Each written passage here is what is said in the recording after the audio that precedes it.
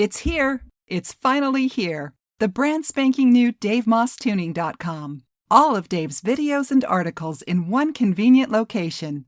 Click the link below and enjoy. Hand controls, in particular levers, or levers, depending what part of the world you're in. They come in different shapes and sizes. Let's take a look at the clutch. So, comes out of the perch, going slightly forward, and then it has a slight dip in it here.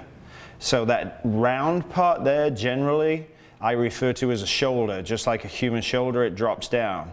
Then the arm part, the gripping piece, comes out. So what happens is it comes out, it steps down to bring it closer to the bar here, and then the arm goes back away as well. So depending on how you brake or how you shift, where does, and I'll pull that away, this finger fit?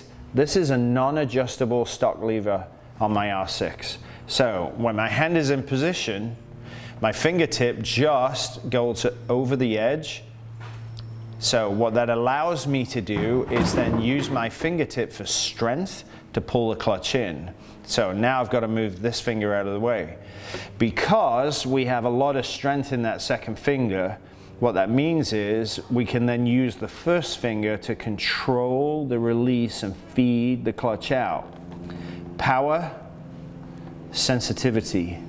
So if your hand's in the correct position, that last fingertip should be just over the lever for it to fit you and work correctly.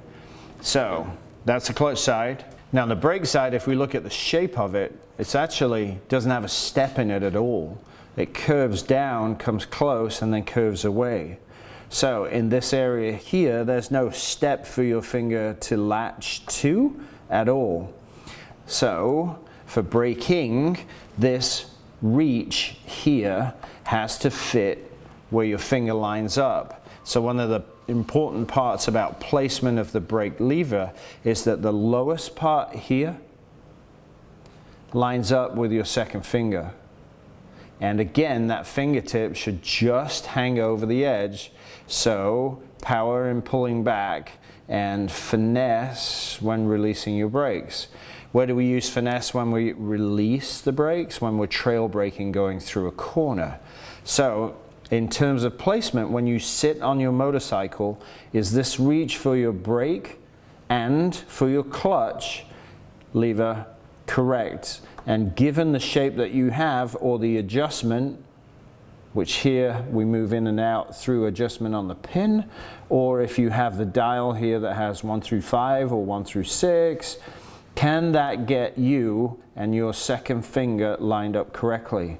Now if it's over here, then take your brake master cylinder and move it across, or move it away, so that when you're on the throttle tube correctly, that lines up perfectly. When you've got that set, then the reach of the lever is correct for you.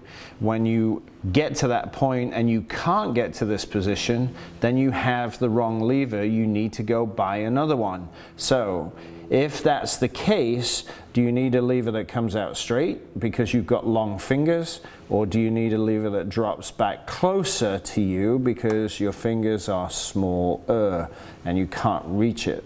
So when you sit on your bike, you're looking at your levers, pick and figure out which one works or does not work for you and why, and then find the right replacement based on the shape that you need.